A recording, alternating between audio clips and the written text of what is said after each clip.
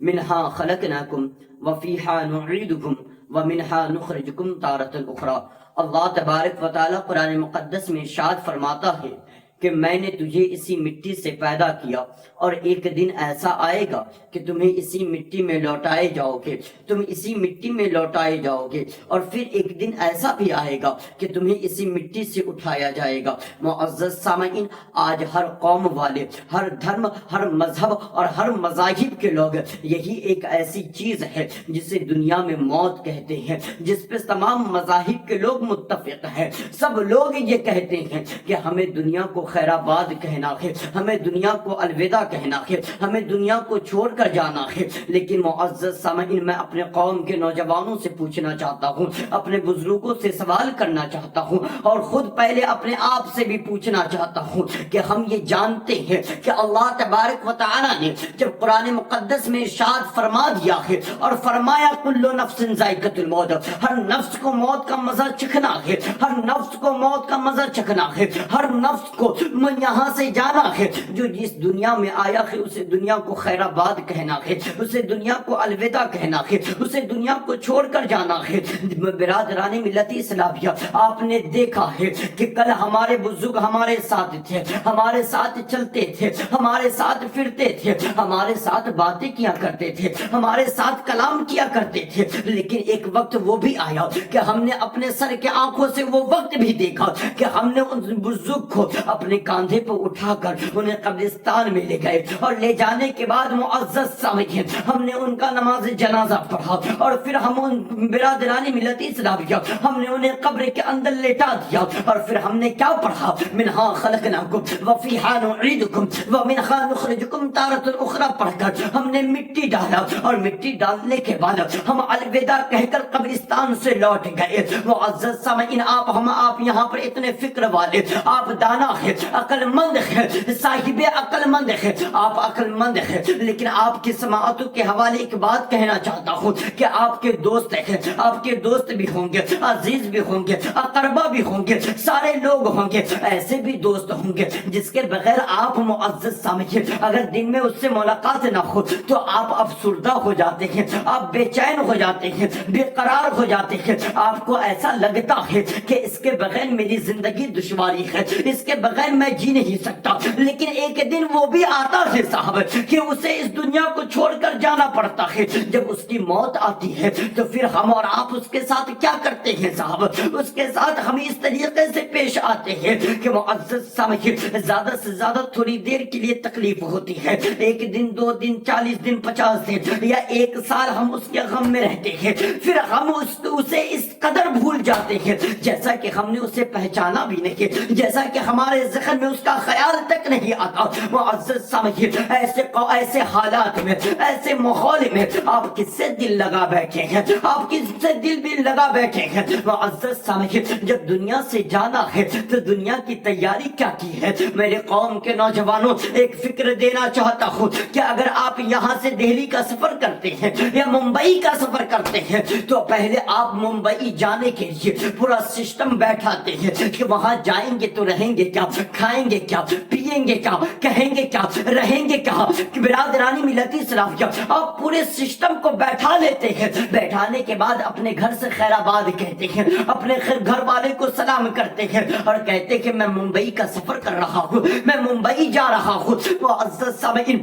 میں آپ سے پوچھنا چاہتا ہوں کہ آپ ممبئی کتنے دن کے لیے جا رہے ہیں؟ میں آپ سے کہنا چاہتا ہوں زیادہ سے زیادہ آپ 3 مہینے، 4 مہینے، 5 مہینے، 6 مہینے یا 1 سال یا 2 سال کے لیے جاتے ہیں، لیکن پورا سسٹم بیٹھا لیتے ہیں کہ ہم جائیں گے تو رہیں گے کہاں، کھائیں گے کہاں، پیئیں گے کہاں، رہیں گے کیسے، سوئیں گے کہاں، اٹھیں گے کہاں، بیٹھیں گے کہاں۔ میرے عزیز، اگر اپنے گھر سے تم نکلتے ہو تو پورے انتظام کرنے کے بعد نکلتے ہو، لیکن جس قبر میں ہمیں اور آپ کو صدیوں رہنا ہے، ہمیشہ ہمیشہ رہنا ہے، برسوں رہنا ہے، اس قبر کے لیے کیا تیاری کی ہے، اس قبر کے لیے کیا اہتمام کیا ہے، اس قبر کے لیے کیا انتظام کیا ہے؟ میرے قوم کے نوجوانوں، میں آپ سے پوچھنا چاہتا ہوں، آپ اپنے وقت کو ضائع کر رہے ہیں، کبھی موبائل میں، کبھی فیس بک پر، کبھی انسٹاگرام پر، کبھی فیس بک، کبھی یوٹیوب پر۔ اس طریقے سے آج ہماری قوم اپنے وقت کو ضائع کر رہی ہے۔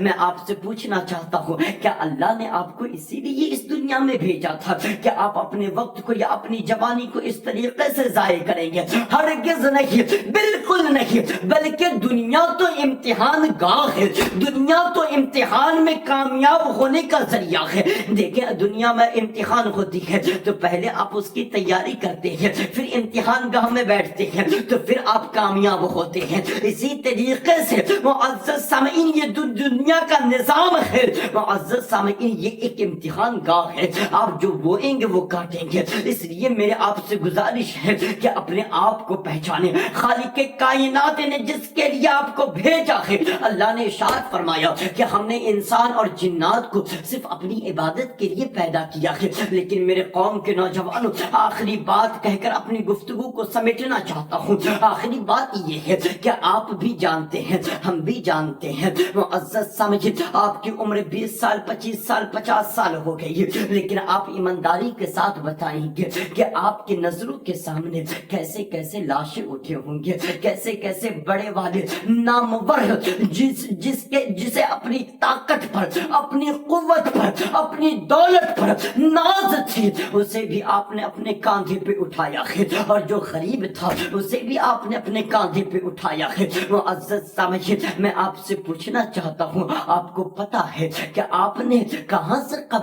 سے اٹھایا جنازہ، کہاں سے اٹھایا؟ بڑے بڑے بلڈنگوں سے اٹھایا، کہاں سے اٹھایا؟ اونچے اونچے محلات سے اٹھایا، اونچے اونچے گھروں سے اٹھایا۔ برادرانی ملت اسلامیہ جانے والے کون تھے؟ کوئی سیٹ صاحب تھے، کوئی نمازی صاحب تھے، کوئی حاجی صاحب تھے، کوئی غازی صاحب تھے، کوئی کچھ تھا، کوئی کچھ تھا، لیکن جتنی بڑی امیر کی قبر بنی اتنی ہی بڑی غریب کی قبر بنی۔ کیوں؟ اس لیے کہ قبریں انسان کی حسب کی بنیاد پر نہیں بنتی، قبریں انسان کے نسب کے بنیاد پر نہیں بنتی، قبریں انسان کے قبیلے اور خاندان کی بنیاد پر نہیں بنتی میرے عزیز، بلکہ قبر تو 2 گز ہی بنتی ہے۔ امیر کی قبر بھی 2 گز ہوگی، غریب کی قبر بھی 2 گز ہوگی، راتوں کو عیاشیاں کرنے والوں کی قبریں بھی 2 گز ہوگی، زنا کے اڈے پر جانے والوں کی قبریں بھی 2 گز ہوگی، شراب کے اڈے کو آباد کرنے والوں کی قبریں بھی 2 گز ہوگی، برادرانی ملت اسلامیہ شاگرد کی قبر بھی 2 گز ہوگی، استاذ کی قبر بھی 2 گز ہوگی،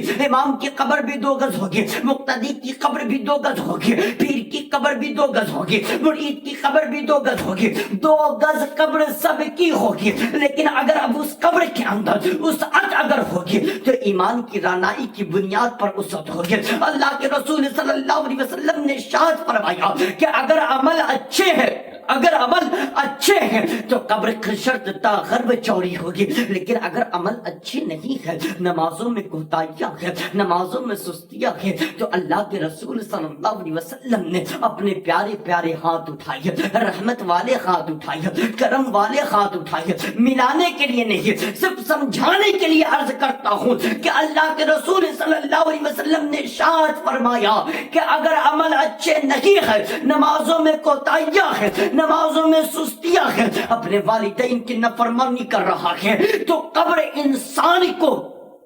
اس طریقے سے دبائے گی، قبر انسان کو اس طریقے سے دبائے گی کہ دائیں کی پسلی بائیں کی طرف ہو جائے گی اور بائیں کی پسلی دائیں کی طرف ہو جائے گی۔ میرے عزیزوں میں آپ سے پوچھنا چاہتا ہوں، اگر گھر پہ اگر آپ کو تھوڑی سی تکلیف ہونے لگے تو معزز سامعین آپ بے چین ہو جاتے ہیں، بے قرار ہو جاتے ہیں، اور اس پہ بھی اللہ کے رسول صلی اللہ علیہ وسلم نے یہاں تک ارشاد فرمایا کہ اگر عمل اچھے نہیں ہے تو قبر میں اتنے لمبے لمبے بچھو ہیں، اتنے لمبے لمبے بچھو ہیں کہ انسان لمبائی میں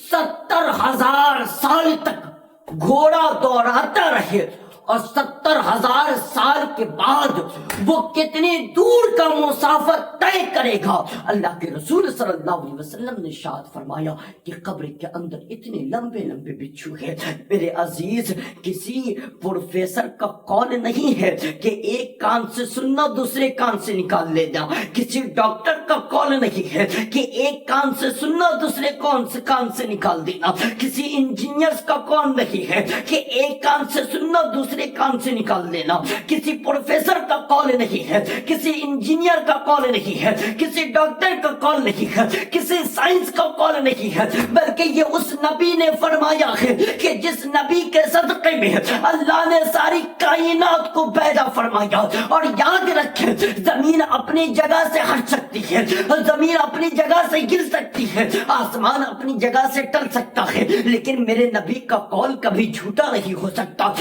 زمین ٹلت زما ٹلت مگر مبنی نمی ٹلت. معزز سامعین, اللہ کے رسول صلی اللہ علیہ وسلم نے فرما دیا تو فرما دیا اور وہ حق ہو کر رہے گا. معزز سامعین, اب دل کے کانوں سے سننا. اللہ کے رسول صلی اللہ علیہ وسلم نے ارشاد فرمایا کہ قبر کے اندر اتنے لمبے لمبے بچھو ہیں کہ تم 70,000 سال تک مسافت میں گھوڑے دوڑاتے رہو, اور 70 سال کے بعد تم گھوڑا کتنی مسافت کا طے کرے گا, کتنی دور کا مسافت طے کرے گا. اللہ کے رسول صلی اللہ علیہ وسلم نے ارشاد فرمایا کہ اتنے بڑے بڑے قبر کے اندر بچھو ہیں, اور ان کی موٹائی کا عالم یہ ہے کہ اللہ کے رسول صلی اللہ علیہ وسلم نے ارشاد فرمایا کہ تمہاری بختی اونٹ جس قدر موٹی موٹی ہوا کرتی ہے اس قدر موٹی موٹی ہوا کرے گی. معزز سامعین, اور اللہ کے رسول نے فرمایا کہ اگر وہ ایک ڈنک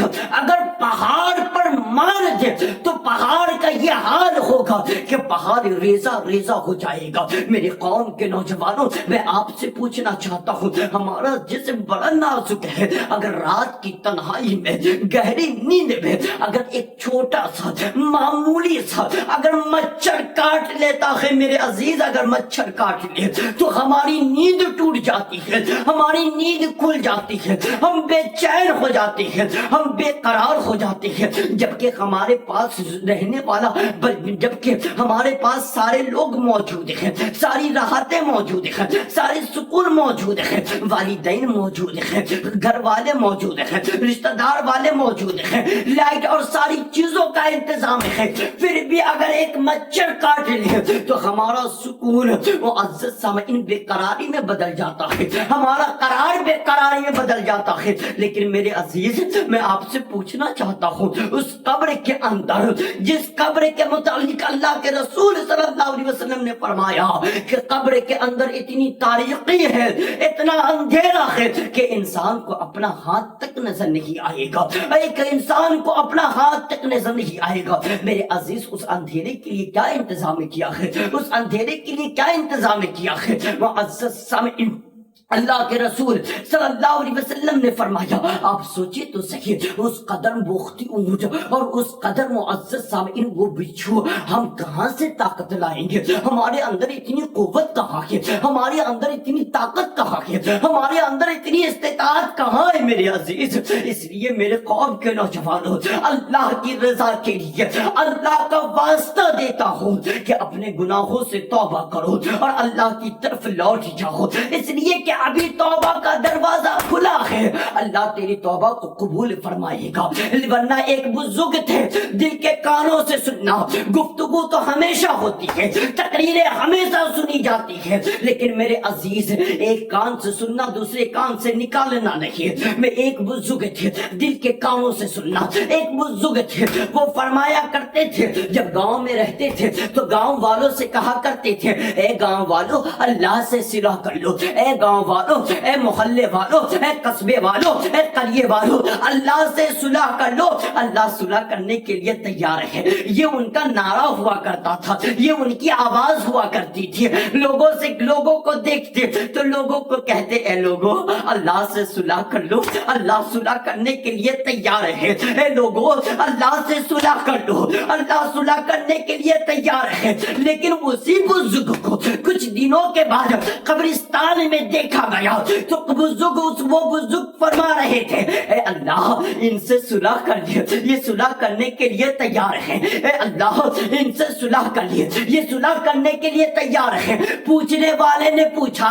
کہ بابا جب آپ محلے میں رہتے تھے تو آپ کا نعرہ الگ تھا, آپ کی آواز الگ تھی, لیکن جیسے ہی آپ قبرستان میں آئے آپ کی آواز بدل گئی, آپ کا نعرہ بدل گیا, آپ کا لہجہ بدل گیا, آپ محلے میں رہتے کہتے ہیں اے لوگو اللہ سے صلح کر لو، اللہ صلح کرنے کے لیے تیار ہے۔ اور جب آپ قبرستان میں پہنچے ہیں تو قبرستان والے کو کہتے ہیں اے مولا ان سے صلح کر لے، یہ صلح کرنے کے لیے تیار ہے۔ بابا